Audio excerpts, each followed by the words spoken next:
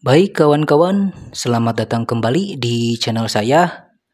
Ya, di video kali ini adalah tutorial cara pergantian kit sentral kopling bagian bawah pada mobil Isuzu Elf atau Isuzu Macan ya.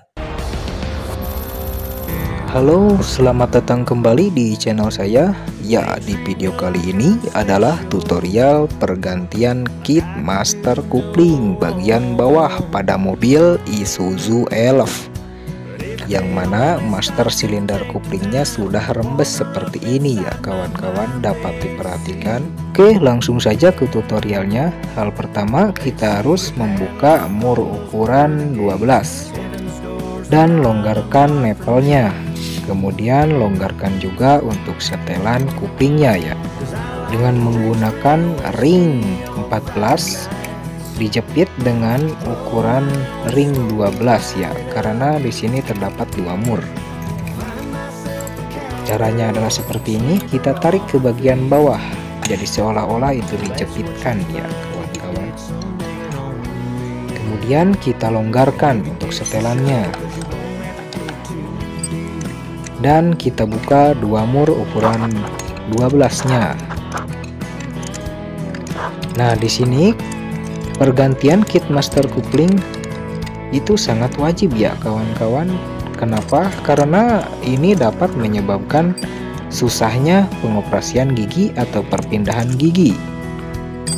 Yang penyebab awalnya itu pedal kopling terasa ngeplos dan perpindahan gigi persenelang itu pas ke gigi 1, 2, 3 biasanya timbul suara cetrek-cetruk ya kawan-kawan. Nah, jangan dulu kita ke koplingnya, kita lihat dulu master silinder kopling apakah rembes atau tidak. Kalau rembes seperti ini kita harus menggantinya ya kawan-kawan, karena dapat menghambat pengoperasian gigi. Nah, kemudian kita lepaskan ini yang setelannya ya, mur 14 dan 12. Kemudian kita injak-injak pedalnya sampai kit master koplingnya keluar dan tinggalkan pedalnya di bagian bawah. Jangan dulu dikeataskan, karena kalau tinggal di atas berarti minyak remnya dapat mengalir ya kawan-kawan. Nah, ini yang bekasnya. Di sini kita hanya mengganti kitnya. Kemudian untuk membersihkan dinding silindernya kita gunakan hamplas 1200. Nah, caranya seperti ini. Ini hamplas halus ya, jangan menggunakan hamplas kasar karena dapat menyebabkan goresan yang dalam. Seperti ini kita gosok-gosok ya kawan-kawan, ke luar dalam seperti itu, dan dibarengi dengan air ya. Kita siram dengan air, kemudian gosok lagi dan lap ya kawan-kawan. Seperti ini. Kemudian kita siram dengan air untuk mengalirkan bekas-bekas gesekannya.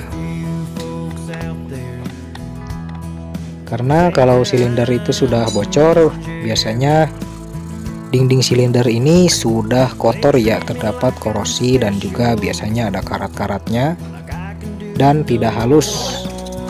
Maka dari itu kita harus mengamplasnya dengan menggunakan amplas halus agar dindingnya itu sangat licin ya, benar-benar licin dan bersih.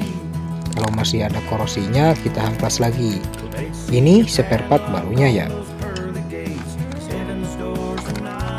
dan terdapat karet penutup master koplingnya. Kemudian kita longgarkan nepelnya, boleh juga dibuka ya. Kemudian dindingnya kita lumuri dengan minyak rem agar memasukkan kitnya lebih mudah ya. Nah, cara pemasukannya seperti ini.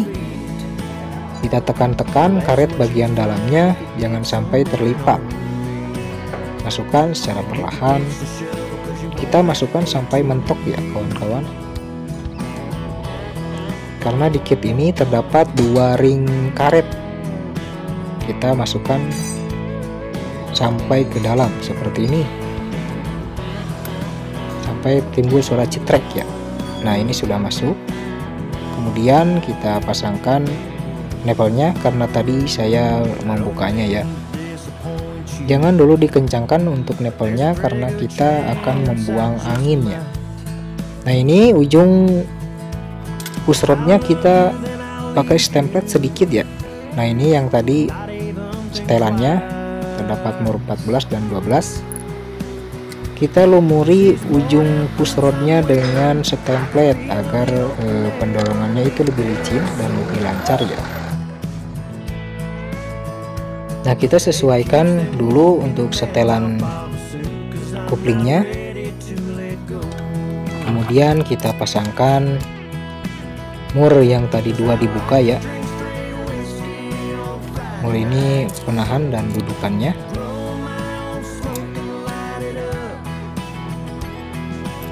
Ini adalah cara ditodong ya kawan-kawan, agar lebih cepat.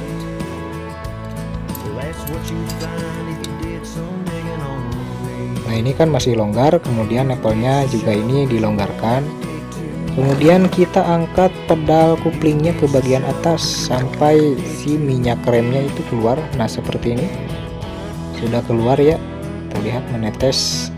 Sampai kita tunggu saja sampai dia benar-benar lancar keluarnya, agar tidak ada angin di dalam master kuplingnya. Tunggu saja beberapa saat ya kawan-kawan. Kalau misalkan minyak remnya itu kotor atau biasanya hitam ya, di sini kita biarkan saja sampai dia bening minyak remnya. Kita tidak perlu membuang angin lagi kalau dengan cara seperti ini. Kalau misalkan airnya sudah lancar seperti ini ya, sudah cepat itu ngalirnya, kemudian kita tutup saja nepelnya dan sesuaikan setelannya di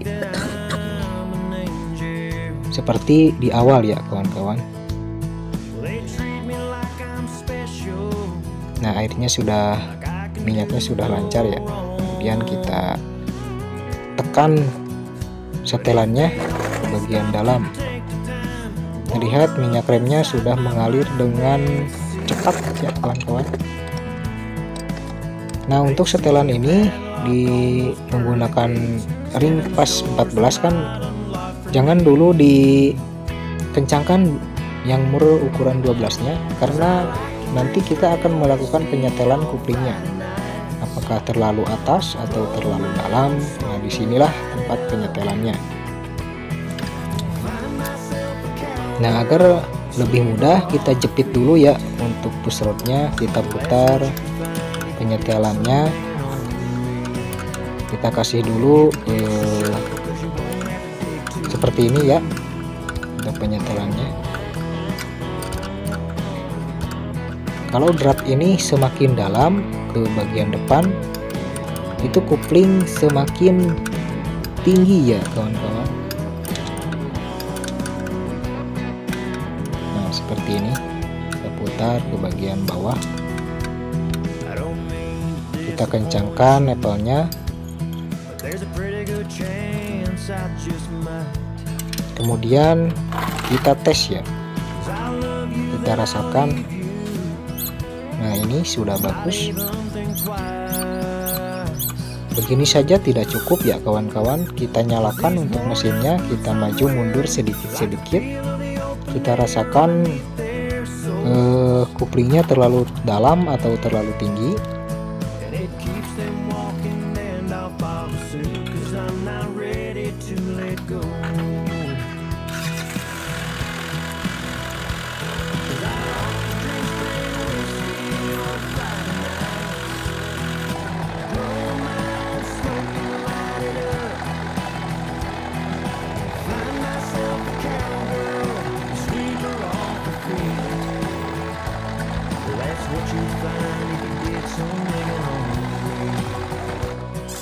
Dan untuk cara penyetelan kuplingnya, kita perhatikan drat push rod ini.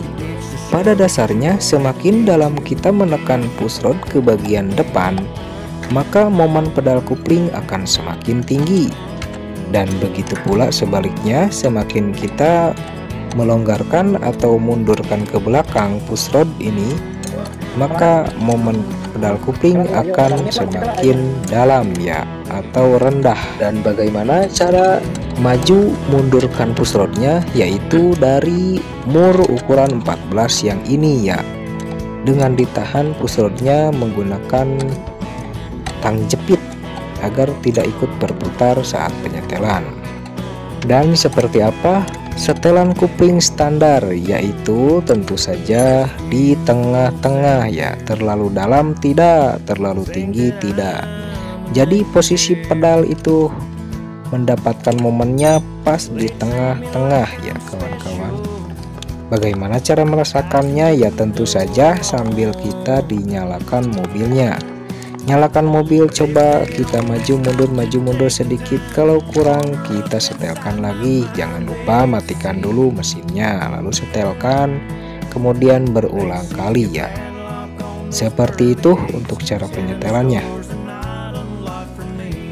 Oke, lanjut. Selepasnya kita penyetelan, kita bersihkan, kemudian kita pasangkan penutup debunya yang sangat penting, dapat melindungi debu dari luar dan memperpanjang atau memperawet umur dari kit masternya. Oke, di sini sudah selesai ya kawan-kawan di bagian bawah, dan jangan lupa kita cek semua baut-bautnya benar-benar kencang ya, dan murnya benar-benar kencang, terutama di bagian setelan ini ya kawan-kawan. Dan seperti inilah kalau sudah selesai.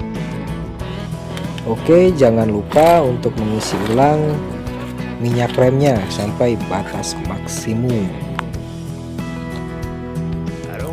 Cukup sekian untuk tutorialnya, semoga bermanfaat dan saya harap dapat menginspirasi kawan-kawan semua. Terima kasih sudah menonton, jangan lupa like, komen, dan subscribe. Wassalamualaikum.